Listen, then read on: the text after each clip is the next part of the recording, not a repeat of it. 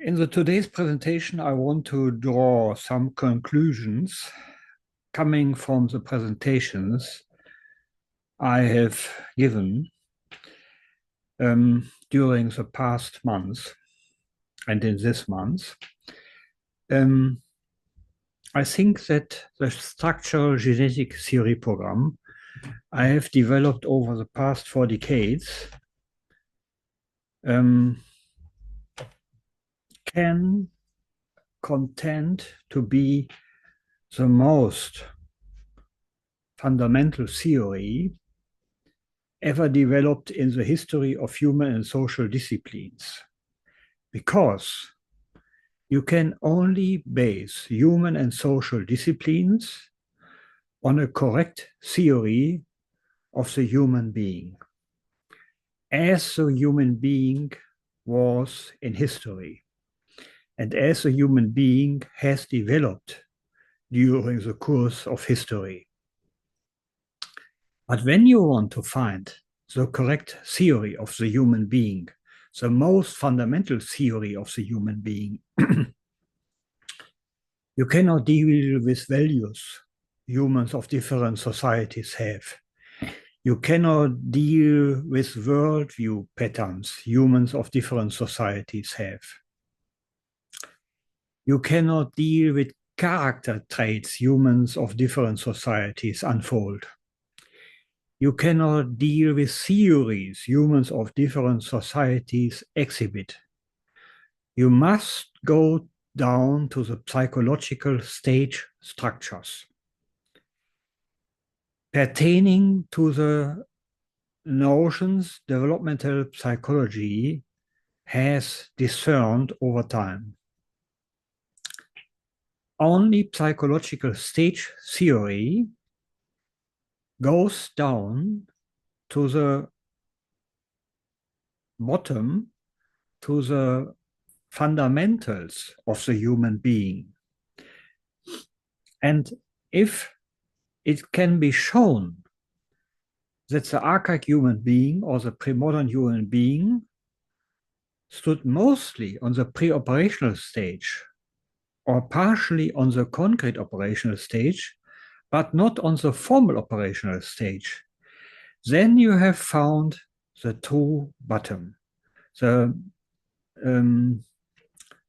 lowest layer of psychological development and of behavior, mind, reason, and so on. First of all, I show you some publications about this general knowledge, about these conclusions that must be drawn.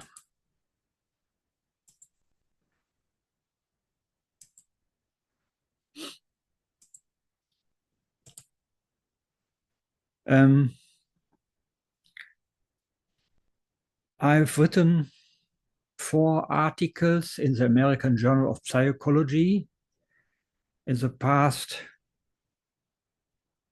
12 years. 2 of them are presented here. Child and Ancient Man, How to Define Their Commonalities and Differences in the American Journal of Psychology, and the relevance of Piagetian cross-cultural psychology to humanities and social sciences. They draw general conclusions from my research. Is a forgotten subject central to the future development of sciences?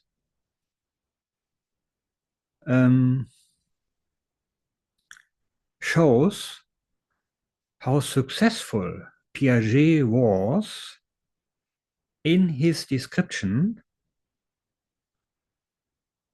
of the pre-operational structure of archaic human being and how far he went towards a correct understanding of the relationship between ontogeny and history. I think that the first article mentioned here, different developmental stages and developmental ages of humans in history, is perhaps my best article concerning the general conclusions that have to be drawn.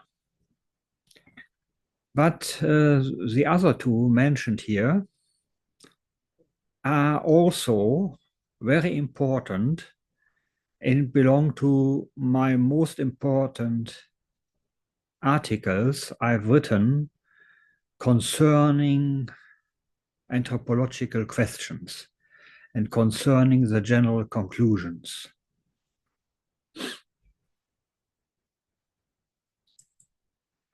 The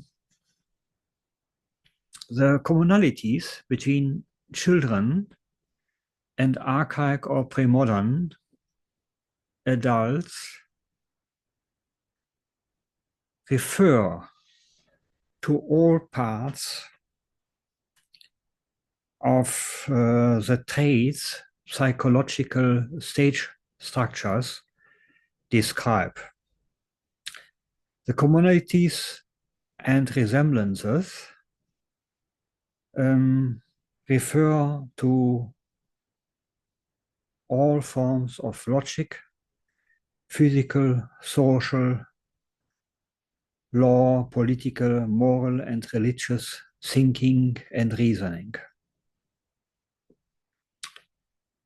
There is no gap between that what child psychology describes with regard to stage structures and that what ethnography, ethnology, and the historical disciplines say about the nature of archaic or pre-modern human being.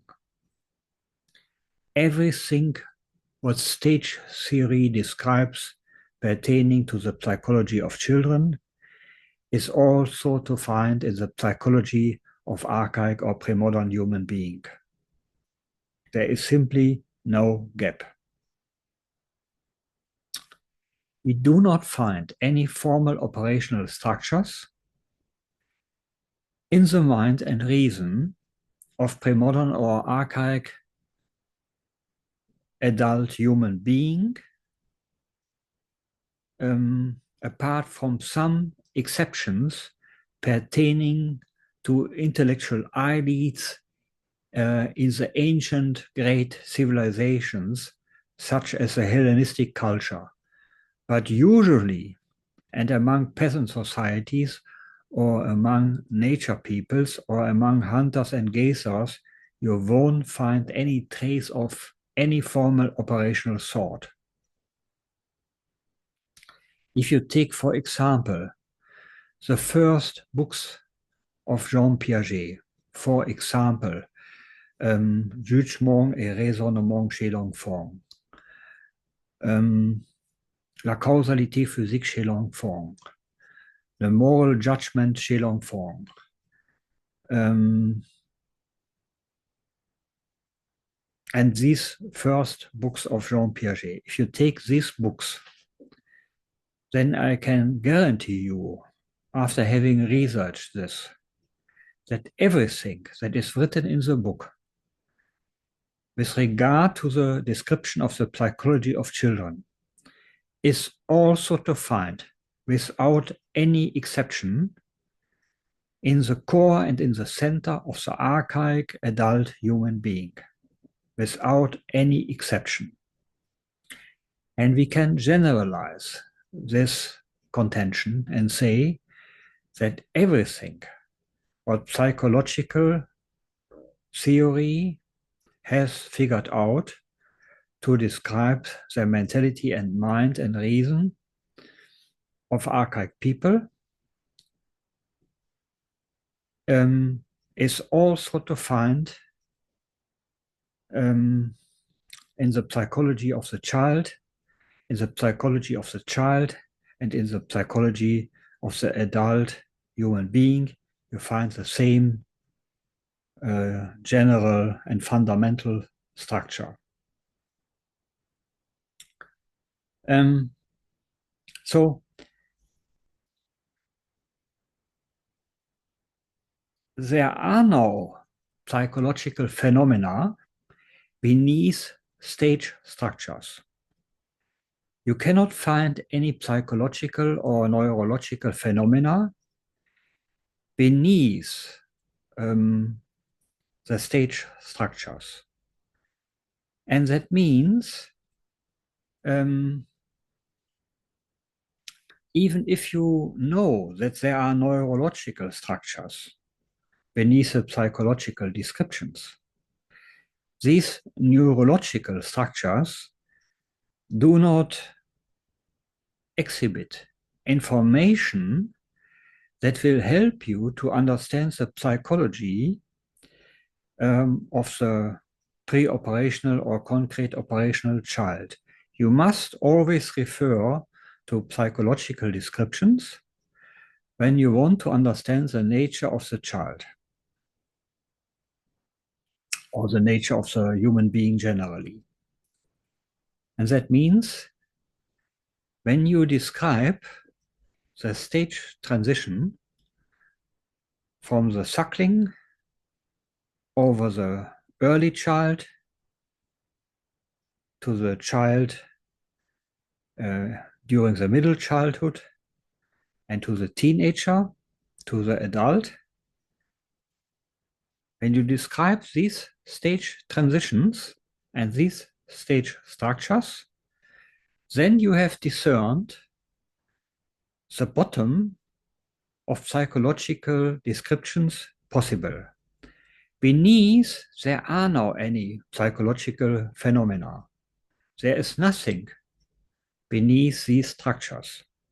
And therefore, you have discerned upon the knowledge of stage theory the foundations, the fundamental structures. And when we can say that the pre-operational stage structure is in the core and in the center of the archaic human being, then we have figured out the most fundamental description of the archaic human being and the most fundamental psychological structures pertaining to the description of mind and behavior of archaic human beings. And therefore, we have found here an absolute foundation. And even in future, it will not be possible to find a deeper structure, to find a structure that is beneath this structure. Even not in 100, 200, or 300 years. And why is this so? This is so because even if there is an accumulation of knowledge in future, what is certainly the case, you won't find stage structures and transformation structures that can go beneath the stage transition from suckling over child to teenager and adult, because there are no structures beneath. Whatever knowledge, kind of knowledge, will be gained in future, an abrogation, a rebuke, a rebuff, a rejection of the knowledge gained by stage theory will not be possible. And therefore, we have here, for the first time in the history of psychology and anthropology, found a description that can't be replaced in future and that can't be improved in future concerning the general foundations. And what we also find is that psychological stage theory does not only deliver the most fundamental theory of the archaic human being, it also has found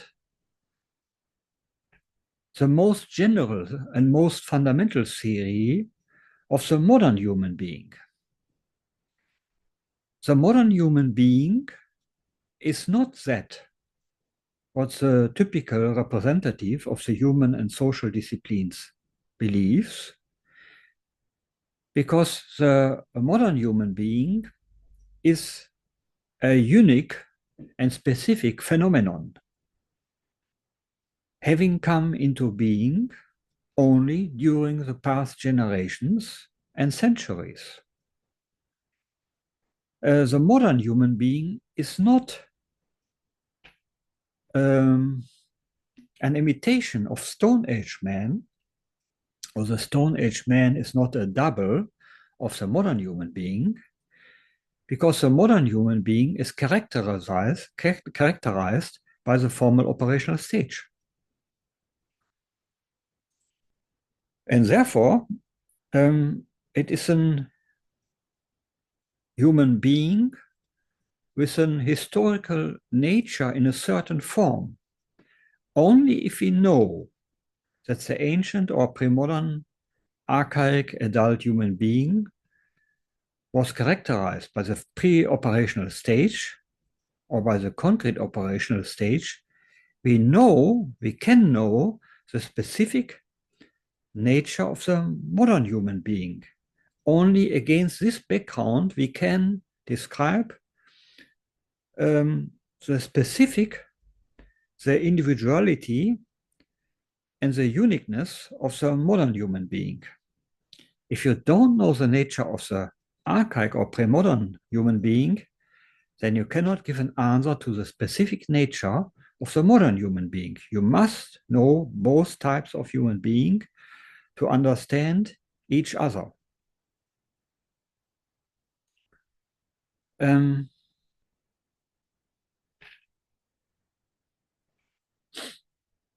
therefore we can say that the stage theory or the structural genetic theory program delivers the most fundamental theory of psychology, the most fundamental theory of the theory of human being, the most fundamental theory of anthropology, the most fundamental theory of sociology. And we have to conclude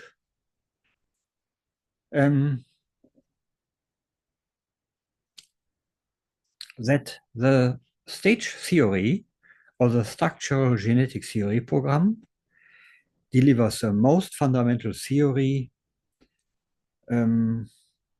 concerning human and social disciplines. But we have to conclude much more. First of all, that measured against one certain point, the archaic human being is more child than the child is childish itself. Because the archaic human being and the child share the animistic view, for example. But the archaic human being performs a whole culture of animism. He works out a nature religion basing on animism, and he works out theories of animism. So he elaborates the animistic patterns much more than the child does. The common psychologist or parents often do not know much about the animism of the child, because the child has no time to elaborate his animistic views to an animistic culture. And the child cannot refer to traditions of animism. He knows his animism only from his own psychological structures. And the child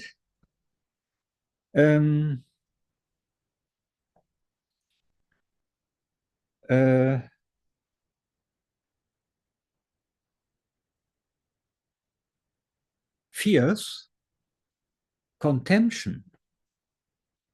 by their parents or by the adult culture generally when he or she performs his animistic views. And therefore, the archaic human being is, pertaining to animistic views, more child than the child in modern culture itself.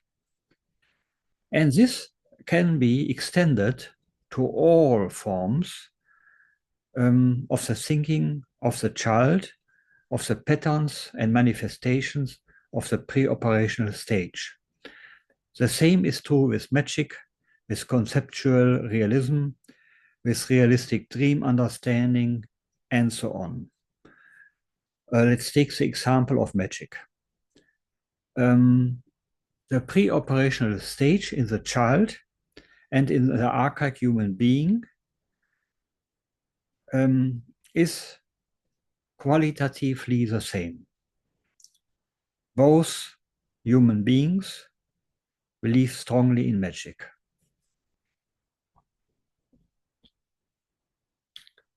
But the archaic human being elaborates a full culture of magic. The child does not elaborate a full culture of magic. The archaic human being knows shamanism, belief in witchcraft, oracles, magic in religious cults, and so on. Magic in cosmogonic rites, and so on. So the archaic human being has a full culture of magic, while the child has no full culture of magic, though believing in magic more or less the same way as the archaic human being. Because the child has simply not the time to elaborate a full culture of magic, and because the child fears to be ridiculed by parents and adults when performing magical rites. So we see again, with magic, with regard to magic too, the archaic human being believes more in magic than the child itself, is more childish than the child is itself. But there are some differences between children and archaic human being, and some crucial differences. I referred in the first presentations to the difference between qualitative and quantitative forms of development.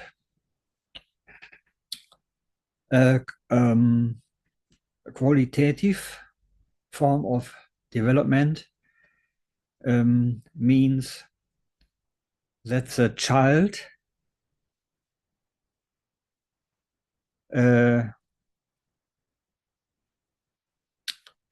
shares the same psychological stage structures with the archaic human being.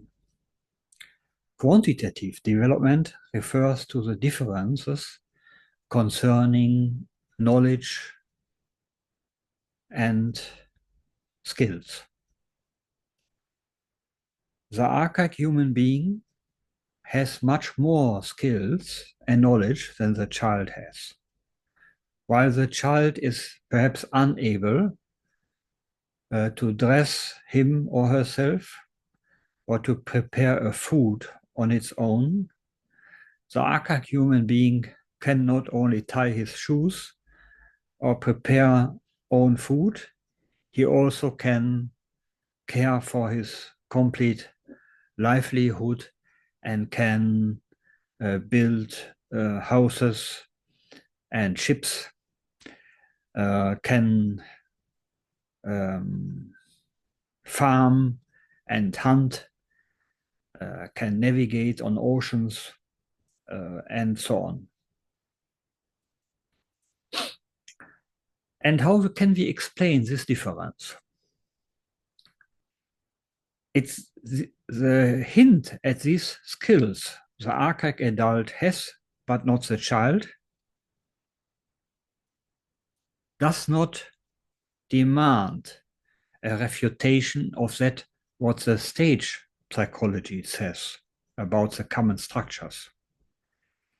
There are now more highly developed psychological stage structures in the skills an archaic human being has. We must conclude that these skills and knowledge are able and are gained within the frame of the pre-operational or concrete operational stage, and that these skills and knowledge do not demand the elaboration of the formal operational stage, and that therefore only these skills and knowledge can be gained that are possible within the frame of the pre-operational or concrete operational stage.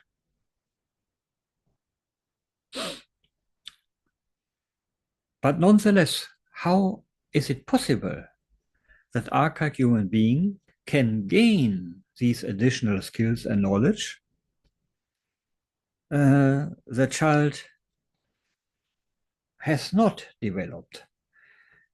The only possible solution is the assumption that while the child runs through his 6th year of life only for 1 year, the archaic human being stays on the stage of a child age 6 over decades, and therefore can collect much more experience and knowledge and skills than the child is able to do. Otherwise, we were forced to conclude that stage theory generally is a complete mess and nonsense. Because it is a matter of fact, it is safeguarded by research that the pre-operational stage structure is in the mind of the archaic human being the same as it is in the child. This equation and this result is unquestionably true. And therefore, the only possibility is to conclude that the skills and knowledge of archaic human being come into being are possible because archaic adult human being lives on the 6th, 7th, or 8th developmental year over decades.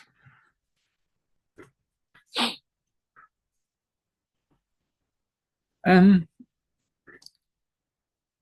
structural genetic theory program has provided knowledge about the archaic human being, about the psychogenetic development of humankind in history, that the current social sciences and humanities have not available. 99% of the social scientists of today know nothing about the realistic dream understanding of archaic human being. And even if they have heard something about this, they cannot understand this into the depths of the structures. They know nothing about the belief in metamorphosis. And even if they have heard something about this, they cannot really imagine in their brain that archaic human being really believed in the possibility that a leopard could transform to a stone within a second, just by magic, just so. They don't know this, and even if they have heard something about it, they cannot realize that archaic human beings have really believed this. Because the modern social scientists cannot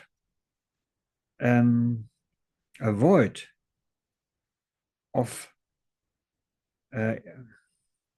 launching his own logical and abstract ideas into the mind of archaic human being, and therefore he must come to the conclusion he cannot really believe that in a full sense, as I cannot believe this in a full sense, and I could not be persuaded or convinced ever to believe this.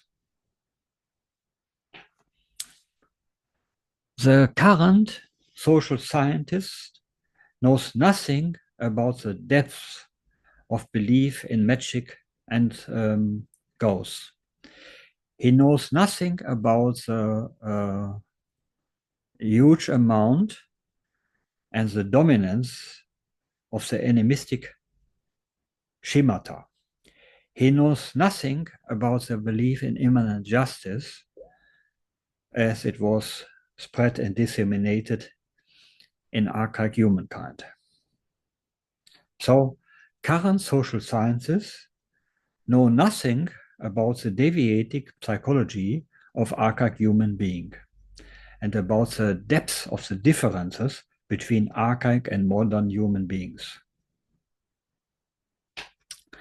The theory of the human being provided by stage theory and provided by the structural genetic theory program is about a factor 100 or 1,000 more informative and more abundant as that what is known in the human and social disciplines. The difference between the structural genetic theory program and other approaches within the human and social disciplines amounts several developmental stages. There are light years between the current human and social disciplines on the one hand and the structural genetic theory program on the other hand. The structural theoretical theory program opens up a new universe of sciences.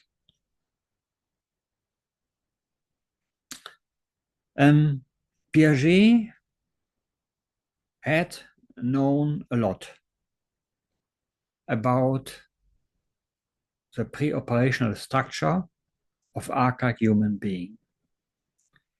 But he never formulated a general anthropological theory of the archaic human being. Sometimes he said it is a difficult question,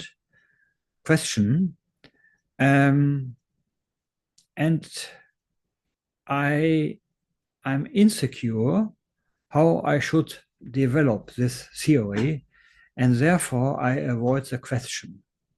You find some remarks in Piaget's writings where he formulates in this manner. On the other hand, I believe that Piaget was satisfied with remarks that hint at the resemblance between some traits pertaining to the archaic human being and the child. He did not feel compelled to go more into details and to go more into depth. Therefore, he was unable to develop a full, complete, and coherent theory of the archaic human being and of the psychogenetic development of humankind. He was unable to formulate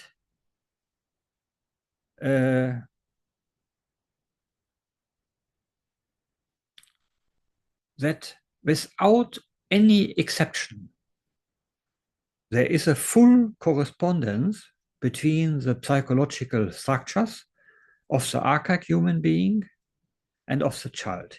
He was completely incapable to draw these conclusions.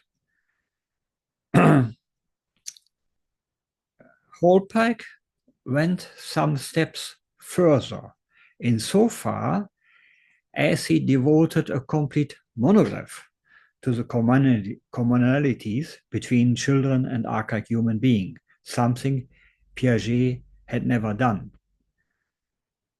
And Holpike wrote also a lot of articles devoted to the description of the resemblances. But also he never formulated and never defined that everything that is to find in the pre-operational structure of the child is also to find in the mind and psyche of archaic human being. He never formulated and defined it this way. And therefore, he could not go to the foundations and to the framework of structural genetic theory program. And therefore, I think in the next generations, when there is a progress in sciences,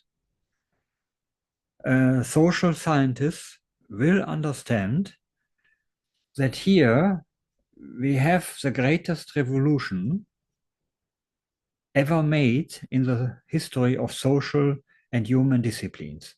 There was never a greater revolution in the social and human disciplines. This great revolution of understanding history was prepared by great authors of the past, such as Auguste Comte, Norbert Elias, and also supported by Levi Brühl or Edward Tyler.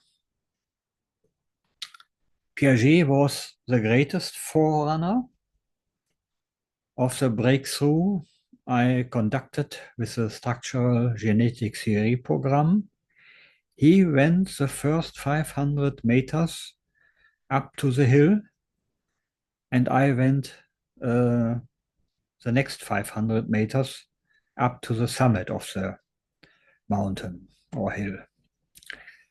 He prepared insofar as he described pre-operational stage structures in the child, and I transferred this knowledge to the description of the archaic human being and of the psychogenetic development of humankind.